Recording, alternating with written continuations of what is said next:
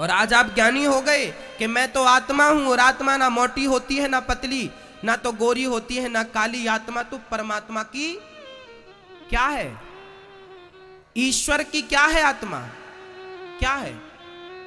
किरण, अंश, लाइट, प्रकाश, परछाई, कुछ भी कह सकते। हाँ, तो हम कौन हैं? आत्मा अविनाशी। नैनम छिंदंती, गीता कह रही है, नैनम छिंदंती शस्त्राणी नैनम दहति पावकः। ना आत्मा को जलाया जा सकता है ना काटा। मैं आत्मा हूं तो आत्मा कभी मरेगी? मैं मरूंगा ही नहीं साहब। अब प्रश्न ये खड़ा हुआ कि गुरुजी, जब हम मरेंगे ही नहीं और हम अमर हैं, तो फिर ये बताओ, शरीर तो 5 तत्वों में से बना, 5 में मिल गया। अब ये बताओ, हमने जो पाप किया है वो कौन भोगेगा? हमने जो पाप किया है, कहते हैं ना कि पाप करोगे तो फल मिलेगा, जैसी करनी वैसी भरनी, आज किया कल पाएगा। कोऊ ना काहू को सुख दुख कर दाता, निज कृत कर्म भोग सब भ्राता। करनी का फल तो भोगना पड़ता है, ऐसा तो सुना होगा आपने। फिर प्रश्न ये खड़ा हुआ कि जब मैं आत्मा हूं तो भोगेगा कौन? अच्छा बताओ, आपके कर्मों का फल कौन भोगेगा? कौन भोगेगा? आप भोगेंगे। कैसे भोगेंगे? भोगने के लिए शरीर तो होना चाहिए। शरीर तो आपका 5 तत्वों में मिल गया है। बिना शरीर के कैसे भोग लेंगे? फोड़ा शरीर में ही तो होगा। शरीर ही नहीं होगा तो फोड़ा कहां हो जाएगा? आकाश में फोड़ा होगा? बोलो, भोगेगा कौन? हमारे पापों का फल कौन भोगता है? मां, जोर से बोलो, जल्दी, समय कम है। कौन भोगेगा? अरे जो करेगा वो तो भोगेगा साहब, पर ये कौन है? शरीर भोगेगा कि आत्मा भोगेगा कि कोई फलाना भोगेगा कि पड़ोसी भोग लेगा कि मम्मी भोगेगी, पापा भोगेगा? कौन भोगेगा? हमारे कर्मों का फल हमें भोगना पड़ेगा। परंतु हमारा शरीर तो मर चुका है, आग में जल चुका है। शरीर तो रहा भोगने से नहीं, शरीर तो नहीं भोगता। आत्मा कभी नहीं भोगती। आत्मा को सुख दुख नहीं होता। नैनम छिंदंती शस्त्राणी, गीता इसका उदाहरण है, सबूत है। ना तो हमारे पापों का दंड शरीर भोगता है, ना तो हमारे पापों का दंड आत्मा भोगती है। फिर कौन भोगता है? फिर कौन भोगता है? बोले, हमारे शरीर कितने हैं, इसके लिए हमें यह जानना पड़ेगा। हमारे शरीर कितने हैं बताओ? हमारे पास शरीर कितने होते हैं दादाजी? बताइए, बोलो। नहीं, 3 शरीर होते हैं। हम सबके पास 3 शरीर होते हैं। पहला शरीर ये, इसे बोलते हैं स्थूल शरीर। एक शरीर और जिसे बोलते हैं कारण शरीर। वो कारण शरीर चिता में समाप्त हो जाता है, इसलिए हम उसकी बात ना करें। फिर 2 शरीर बचते हैं, एक स्थूल, एक सूक्ष्म। हमारे पास एक शरीर और है, मैं अभी आपको दिखाऊंगा वो शरीर कहां छिपा बैठा। अभी मैं आपको आपकी आंखों से दिखाऊंगा उस शरीर को। एक शरीर ये बैठा है, इसको कौन सा बोलते हैं? स्थूल शरीर। एक शरीर और होता है जिसे हम सूक्ष्म शरीर बोलते हैं। क्या नाम है इसका? नाम क्या है? जोर से बोलो। स्थूल। ये शरीर चिता पे जल जाता है, ये शरीर मिट्टी से बना, मिट्टी में मिल जाता है। पर जो सूक्ष्म शरीर है वो मरता नहीं है साहब, वो मिटता नहीं है। वो सूक्ष्म शरीर अब मैं आपको दिखाता हूं, देखो। आपने कभी सपना देखा कि नहीं? कमरे में सो रहे हैं, खिड़की बंद, दरवाजा बंद, सपना आया कि हम हरिद्वार गए, हरिद्वार में गंगा नहा रहे हैं, आज हमारा फलाना दोस्त भी मिला, बात भी कर रहे हैं, कैसे हो? रात भर हमने सपना देखा, सवेरे हम बोलते हैं कि आज हमने सपना देखा, तुम्हें देखा, तुम्हें देखा। आप बताओ, आप तो कमरे में सो रहे थे और ये हरिद्वार में गंगा कौन नहा रहा था? बोलो। एक शरीर इंदौर में सो रहा था, दूसरा शरीर हरिद्वार में। अच्छा, जो स्वप्न का शरीर था उसमें हाथ पांव थे कि नहीं आपके? जब आप सपना देखते हैं तो कभी कभी आप भागते हैं, हंसते हैं, रोते हैं, चीखते हैं, तो बताइए साहब उसमें हाथ पांव थे कि नहीं आपके?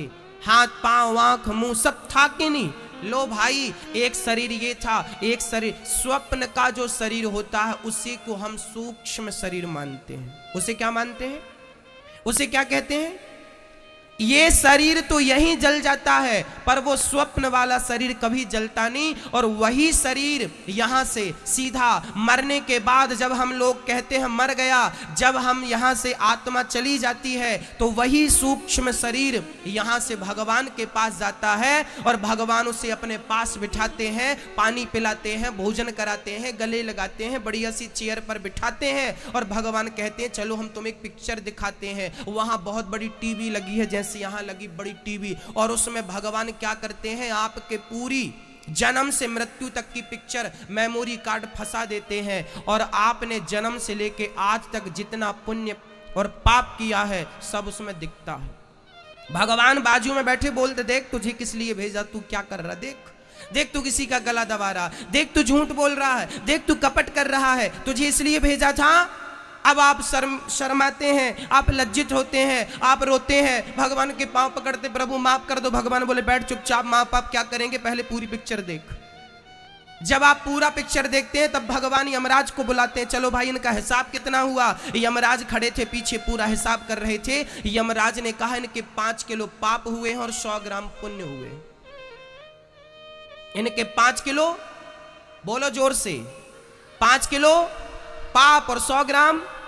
अब भगवान कहते हैं कि तेरे पाप ज्यादा हैं, इसलिए तुझे पहले पापों का फल भोगना पड़ेगा और पापों का फल लेकर के तुम्हें फिर मृत्यु लोक में आना पड़ा और फिर तुम नाली का कीड़ा बन गए, कुत्ता बन गए, चमगादड़ बन गए, बिल्ली बन गए, गधा बन गए, कुत्ता बन गए और बंदर बन गए। ये जो 84 लाख योनियां हैं ये सब तुम्हारे कर्म दंड के लिए परमात्मा ने योनियां बनाई हैं। तुम ये सब योनियां भोग करके जब तुम सब कीड़े मकोड़े बन के, मच्छर मक्खी तुम ही बनते हो, नाली का कीड़ा तुम ही बनते हो, सुअर कुकर तुम ही बनते हो, बंदर भालू तुम ही बनते हो, शेर गधा चीता तुम ही बनते हो, चींटी चीटा तुम ही बनते हो, चमगादड़ तुम ही बनते हो, अजगर तुम ही बनते हो। और जब तुम्हारे वो 5 किलो पाप पूरे हो जाएंगे तो भगवान फिर कहेगा अब तेरे 5 किलो पाप पूरे हो गए, अब 100 ग्राम पुण्य बचा है। उस 100 ग्राम के बदले तुम्हें क्या मिलता है, बोले 100 ग्राम पुण्य के बदले तुम्हें भगवान एक मौका और देता है, मनुष्य का तन देता है। जाओ फिर से कुछ अच्छे कर्म कर लो ताकि तुम्हें अब फिर इन गलत योनियों में ना पड़ना पड़े,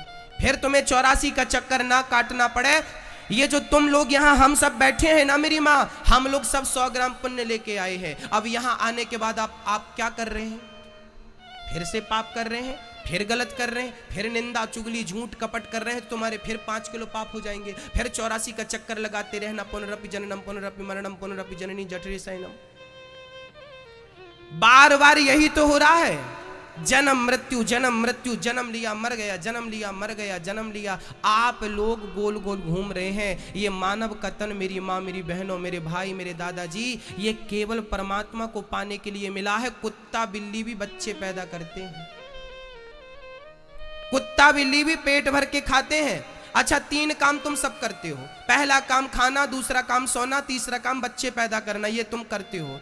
ये तीनों काम केवल तुम नहीं करते। अब बताओ क्या कुत्ता नहीं खाता? आप खाते हैं, कुत्ता खाता है, आप सोते हैं, बिल्ली सोती है, आप बच्चे पैदा करते हैं तो सूअर भी बच्चे पैदा कर लेते हैं।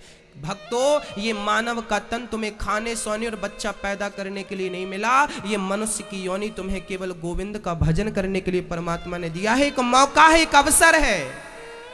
अभी भी तुम ना सुनो, ना समझो, तुम्हारी आंख ना खुले तो मेरा कोई कसूर नहीं। ईश्वर को केवल मनुष्य की योनि से पाया जा सकता है। क्या कुत्ता भगवान को पा सकता है? क्या उसमें सामर्थ्यता है? बोलो भाई। क्या गधा, क्या बिल्ली, 84 लाख चींटी से लेके हाथी तक, क्या किसी में ईश्वर को पाने की सामर्थ्यता है? केवल ईश्वर को हम और आप इंसान पा सकता है। एक जंगल में एक शेरनी जा रही थी, अचानक शेरनी को एक गीदड़ का बच्चा मिल गया। गीदड़ का बच्चा, उसकी माँ अभी अभी जन्म दे के नवजात बच्चा था, मर गई थी और गीदड़ का बच्चा अपनी माँ को चाट रहा था, माँ को देख रहा था, पर वो गीदड़ माँ का दूध भी नहीं पी पाया, उसकी माँ मर गई। शेरनी वहां आई, उस शेरनी को दया आई और शेरनी गीदड़ के बच्चे को अपनी कुटिया पे ले आई, अपने गुफा पे ले आई, अपना दूध पिलाया शेरनी ने और उस गीदड़ के बच्चे को पाल पोस के बड़ा किया। एक दिन क्या हुआ कि एक हाथी के झुंड ने उसकी गुफा पे आके पेड़ों को उजाड़ना शुरू कर दिया। तभी शेरनी ने अपने शावक से, अपने बेटे से कहा, जा और तू जरा हाथी को पछाड़, हाथी को भगा। गीदड़ का बच्चा बोला, मां मैं जाऊंगा। बहुत रोका पर नहीं माना।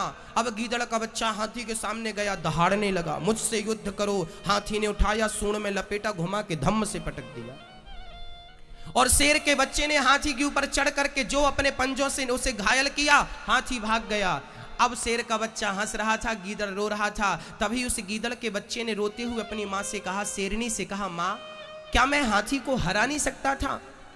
तब पुचकारते हुए शेरनी ने गोद में बिठा के कहा, बेटा तूने दूध भले ही मेरा पिया हो, पर तू है गीदड़ का बच्चा, और आज तक के इतिहास में कभी हाथी का शिकार किसी गीदड़ ने नहीं किया। हाथी का शिकार यदि किया है तो केवल शेर के बच्चे ने किया है। उसी प्रकार 84 लाख योनियों में ईश्वर का शिकार कोई कर सकता है तो केवल मनुष्य का बेटा बच्चा कर सकता है। आप कर सकते हैं, हम कर सकते हैं। 84 लाख योनियों में कोई भी योनि ईश्वर का शिकार नहीं कर सकती, अर्थात ईश्वर को पा नहीं सकती। ईश्वर को पाया जा सकता है तो केवल इस मनुष्य के तन से पाया जा सकता है, और इस तन को पाकर भी तुमने उसे नहीं पाया तो मुझे लगता है तुम कुत्ते और बिल्ली और सुअर से ज्यादा नहीं हो। तुम 2 हाथ पांव वाले हो सकते हो पर तुम सुअर से ज्यादा नहीं। कुत्ता खाता है, तुम भी खा रहे हो। कुत्ता सोता है, तुम भी सो रहे हो। कुत्ता बच्चे पैदा करते, सुअर बच्चे पैदा करते, तुम भी कर रहे हो। इनसे ज्यादा हैसियत नहीं है आपकी। यदि तुमने इस शरीर को केवल इसीलिए बनाया है, लगाया है, तो फिर कोई बात ही नहीं। ये शरीर तपो दिव्यम पुत्र का ये न सत्वम ये शरीर तप करने के लिए मिला है, तपाने के लिए मिला है, ईश्वर को पाने के लिए, ध्रुव और प्रहलाद बनने के लिए मिला है, केवल भोग भोगने के लिए नहीं मिला। भक्तों अभी भी जाग जाओ, अभी भी कुछ नहीं बिगड़ा। उठ जाग मुसाफिर भोर भई, अब रैन कहां तू सोबत। हाँ तुम्हें हीरा मिला है, तुम्हें हीरा मिला है। ये मनुष्य का तन क्या है? ये हीरा है, और इस हीरे को पाकर भी तुम रो रहे हो।